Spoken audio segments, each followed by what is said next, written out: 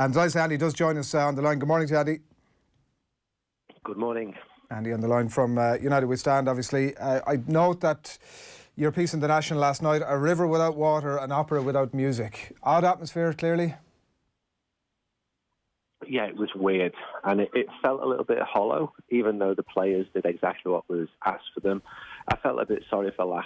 They had injuries, they had players playing out of position, they don't have any strength in depth in the squad, and they didn't have any fans behind them. They had their best ever European run, their only ever European run, and they had, 150 fans inside the stadium. There were Manchester United fans who travelled as well, and despite the game being closed behind closed doors, they were very pleased to be told that they'll receive £350 each from Manchester United. I thought that was a very good gesture to help with their travel costs, because they weren't able to claim any of them back. And then there was the game, 5-0 away in Europe. United now 11 unbeaten, 9 clean sheets. They're scoring goals for fun, but I don't know whether it will actually matter. I don't know whether the Europa League is going to continue. I don't know whether there's going to be a second leg. It was just really weird, and I given my background in United We Stand and fan culture, I'm a fan of fans, and when they're not there, they're really, really missed. And I know lots of people who travelled, rightly or wrongly, to Austria last night, and they just stood 100 metres away. They could see like little bits of the game through the fence, and it was weird, and it's not something I'd like to repeat. I'm not a fan of football behind closed doors. Yeah, was there a sense from the fans, Andy, that like this is something that's obviously understandable given the circumstances, or was there a sense of frustration that they'd got that far, they wanted to get in and have a look at it? Oh, of course. I mean, this is only football. The matter of public health is of a far bigger concern, and the decision wasn't made by LASK, who lost €1 million, and they were put under incredible pressure. And I don't think anybody criticised the club. It was a decision made by the Austrian government. So people understand the reasons why, and nobody was protesting against the fact that the game had been put behind closed doors. They were disappointed, of course they were, and also that there were 500 people inside the ground. You had players, coaches, medical staff, security, a couple of hundred fans. And 2 or 3 Manchester United fans managed to get themselves inside the ground and make themselves heard, which was appreciated by Ole Gunnar Solskjaer when he was asked about it after the match. Yeah, on the match itself, like, it is hard to read too much. You've already hinted at it there. Hard to read too much into this game when you're taking on its own merits in terms of like no home support being there, not a well-financed team in terms of the comparisons with the Premier League sides, and obviously, as you mentioned, without several players as well. But all that notwithstanding, more encouraging signs for United here.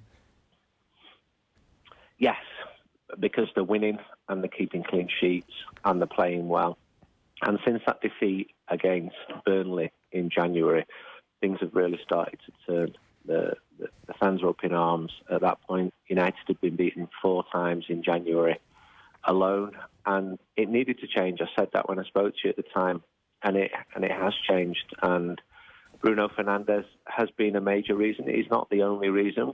There's lots of players playing well who were not playing well. Luke Shaw being one of them. Harry Maguire is doing well. And what Fernandes has done, he's connected the team. So Maguire hadn't scored from a set piece. So you've got this real aerial threat, and he'd done absolutely nothing all season. Suddenly, Chelsea away, corner, bang. His delivery from set pieces is excellent. And it's not just him. Odion Ighalo, he scored 4 goals now. He's only made 3 starts. I asked Ole Gunnar Solskjaer about him after the game last night, and he talked from the point of view of a striker of the way that he dealt with that goal, juggling the ball between his feet 3 or 4 times to create space for himself before volleying the shot into the top corner of the goal. He said no goalkeeper in the world would have stopped that. So his enthusiasm and his personality has lifted the players as well, because you had a lot of very good players there. This is a team with the second highest wage bill in world football, and they were vastly underachieving. And this season, we don't know what's going to happen, whether the games are even going to be played. But United are looking really good in the Europa League. They're in the FA Cup, and they're a decent bet, I think, for a top 4 or 5 finish, which could get them into the Champions League if Manchester City's ban is upheld. Manchester United shouldn't be celebrating finishing 5th or 4th. They've still not won anything like as many games this season as they should have done. But I think people are starting to see what Ole Gunnar Solskjaer is trying to do. He's always had support at the games. People have always sang his name, and that's been very different from the online rage whenever Man United don't win a game. And I know he appreciated that support, and there's times when it's been extremely trying, but he's having his, I wouldn't say his best moment, but he's coming close to it now, because I think he's 11 unbeaten and just about matches that great run when he came in, although he won his first 8 there, and there hasn't been a high as that win at Paris yet, but it's looking that it's built on more stable grounds than a year ago.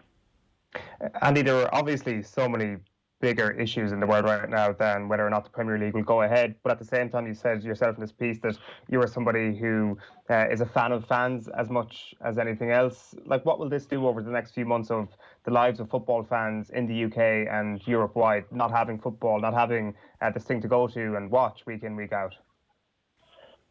There's not really a precedent. I suppose you'd have to go back to the Second World War when, again, far bigger matters were at play, or summer of the winter of 1963, when I think games were cancelled for 7, 8, 9 weeks because it was the harshest winter of the last century. And Manchester United flew away to the warmer climes of Cork, Southern Ireland, because that was seen to be much more milder than Northern England. I think now they'd be straight to Abu Dhabi or to Dubai or to Marbella or wherever, but that was when Paddy Crerand joined the club, and his first trip was to Cork, which he was absolutely delighted about, because Paddy considers himself to be firmly Irish, even though I point out that he was born in Glasgow and he's actually British, but we'll have that argument until the day he dies. What will happen now is that it'll be a weird one for fans. And just speaking as a journalist, in the last month alone, I've made 8 different trips, and that all stops as of today.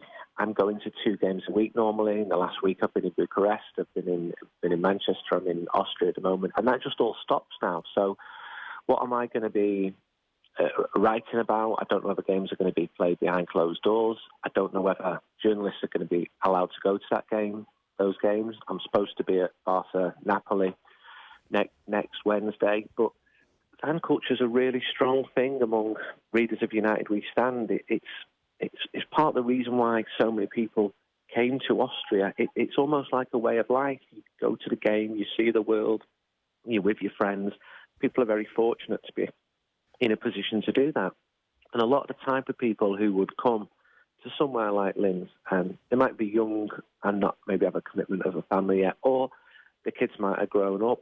And I spoke to a lad last night, Finno, who'd flown in from Dublin. He goes to every single Manchester United game. And he used to play for Bray, so he knows his football. And he goes to every single game. And he's going to Tottenham on Sunday. He'll be getting back into Dublin now. And the commitment levels are incredible. Some people would say crazy and irrational, like my wife when I told her yesterday morning that I was going to Linz. But it's my job as well. The fans are paying huge amounts to go and watch all these games, and that just stops. And watching football on TV, while that might be what 99% of fans do, it's not what the match-going fans do. So to take that out of their lives will mean a big change to their lives, obviously, for the reasons that we know about, which are very important reasons.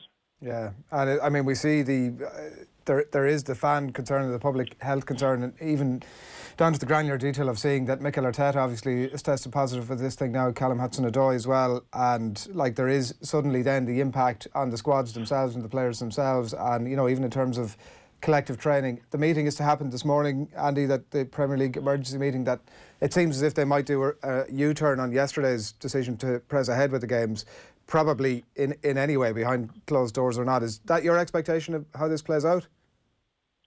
Yeah, but it's such a fast-moving story that when I arrived yesterday in Vienna, within the first hour, I'm told fans get compensation. The game tonight's in doubt. It's a really quickly moving story, and obviously in Spain and in other countries it is as well. it seems that when managers and players are getting the virus and testing positive, then you can't expect them to play games. The opponents would have a massive advantage. Don't know what Arteta's current health is, but he's not going to be able to manage Arsenal, is he, this weekend? The games behind closed doors idea, I didn't enjoy last night. I just felt it was hollow, and I don't want to take away from the performance of Manchester United players, because they did everything that was asked of them, but it just didn't feel right. Football without fans is just not right. And, the Premier League, obviously the economic interests are high for them. And for a lot of football fans, they'll think, well, we just want to watch the game anyway, even if it's behind closed doors. But it just doesn't feel right. I'm sorry. I was just sat there thinking, this is wrong. This shouldn't be happening. And if the players are testing positive as well, then they're not going to be able to play anywhere, because football's a contact sport and they're coming into direct contact with each other. Yeah. Just to go back, John Giles, I don't know if you'd heard that clip just before we come on. You've touched on slightly already, but just to firmly get your thoughts on the Bruno Fernandes situation. To be clear about what John was saying, it wasn't that he was doubting his quality or the impact that he's having a game, because he did preface it by saying that he's very impressed with Bruno Fernandes. His main gripe is that when United are on the back foot, which for a short time against City, obviously they were, that he's the guy that maybe you want to see a little bit more of and is not seeing enough of. What's your take on that? Yeah, I think John's opinion is to be respected. My elders tell me he was the best player that Sir Matt Busby ever let go, and value his opinion. I mean, Bruno has changed the dynamic completely of Manchester United, not just through what he's doing himself, but by lifting the other players around him. And he's someone who's very sure of himself. He's not come in and had a difficult first season like Fred, who's come good, and he's better in a more defensive role. Bruno doesn't have to be as good in a defensive role. Football's not played with 4-4-2 anymore. You're not looking for a Roy Keane-type midfielder, although everybody will clearly love a Roy Keane-type midfielder. And I do think he's more attack-minded. He links the play well. He always looks to push the ball forward. He takes free kicks. He takes corners. He's got goals in him. I spoke to a scout, a manager at Benfica, who knew him very well just before he signed, and he described him as box-to-box. And I think Ole Gunnar would rather him play in the sort of more advanced role. Similarities have obviously been made with Paul Scholes. I joked during the game on Sunday that they should build a statue of him on top of Manchester's highest building, like the Christ the Redeemer in Rio, overlooking Manchester with his arms spread out wide. And with it being Twitter, some people took it literally and said, it's too early to do that. As if we'd be doing that anyway. But he has made a significant impact. He really has. And Ighalo has also done exceptionally well. And these two signings were needed. And when it went into the last week of the transfer window, there were a lot of Manchester United fans who had a real down on the club. They were very sceptical, cynical, and they're saying, we're not buying anybody here. Well, they've got two players in. And getting a striker in, as Chelsea, as Barcelona found out, is not easy, and they managed to pull it off, and they deserve some credit for that. But Bruno is a player that really excites me. The football under Louis van Gaal, under Jose Mourinho, by the end was dreadful. And at the moment, the football's good under Manchester United, and this winning run has included wins against Bruges and Tranmere and LASK, but he beat Manchester City, and City are probably man-to-man a better team than United today, and they could put United under pressure, which they did do. But they didn't win the game. Their record at Old Trafford's been brilliant, and they got beat 2-0. Yeah. And you've got Scott McTominay. He can be the enforcer behind. There's lots of positives with Manchester United right now. And they didn't have to go with Brian Kidd up front as well, which was the ultimate sort of relief, obviously, of last weekend. Andy, the Liverpool story, just to finally before we let you off, I certainly maintained at the start of the season that the Premier League was clearly their priority, and that if they got bounced out of the Champions League at some point, that it wouldn't have been the greatest disaster for them. Now, it's easy to say that in hindsight, I suppose, and easy for them to maybe rationalise it in that way as well. How much does the Atletico loss tarnish the standing of that team in the court of public opinion? Well, Atletico beat English teams. That's what they always do. I put a stat out the other day. I think 8 of the 9 times they've met English teams since '91 when they knocked Man United out. They've won. Only Bolton Wanderers have knocked Atletico Madrid out. And this Liverpool team is clearly an exceptional side. And had you said to any Liverpool fan, at the start of the season, this is where you'll be at the start of March. I'm sure they would have all accepted that. But they've gone out the FA Cup, went out the League Cup, and now they're out of Europe. And if you're going to compare them to the treble winners, well, there's not really a comparison. They're going to win the league, and they might win it with a record points total, and that's fantastic. And they're clearly exceptionally good. And there are also risks that come when you're playing cup competitions. I always remember Gerard Piqué saying that you can go out, and Liverpool dominated against Atletico Madrid, and you need a little bit of luck. And Ole Gunnar Solskjaer and Sheringham found that when Manchester United won the treble. But look at the history books; it's going to show that United have won the treble. I can't believe I've twisted this into comparing this Liverpool team with Manchester United. Listen, we're happy to go there. You know that. That's what a lot of United fans are doing. Yeah. They still fear that Liverpool are. I think they've all accepted that Liverpool are going to win the league, and that's not something they're comfortable with either. Manchester United need to be challenging for league titles. That's not something they've done since 2013. Yeah, but they might be as close now as maybe they ever were. Andy, pleasure as always. Thanks a million. Thank you. Stay safe. Andy Mitten there from United We Stand, who was at that game in Austria last night. United thumping LASK by 5-0. And Andy's interesting thoughts there. If you just came in halfway through that, you can check out the full piece. It'll be up very shortly on offtheball.com and all of our usual social channels as well. It is 8:07 on this Friday morning. It's OTB AM, the sports breakfast show from Off the Ball. Adrian with you in studio. Owen Sheehan is not, as one of our YouTube commenters suggested, in the wilds of West Kerry. He is in fact in his gaff, and he's going to be with us, staying with us this morning over the course of the morning. We've John Duggan, who's live from Cheltenham. Yes, folks, it goes ahead. Gold Cup Day, live from Cheltenham next. OTB AM on OTB Sports Radio, Ireland's first and only sports radio station.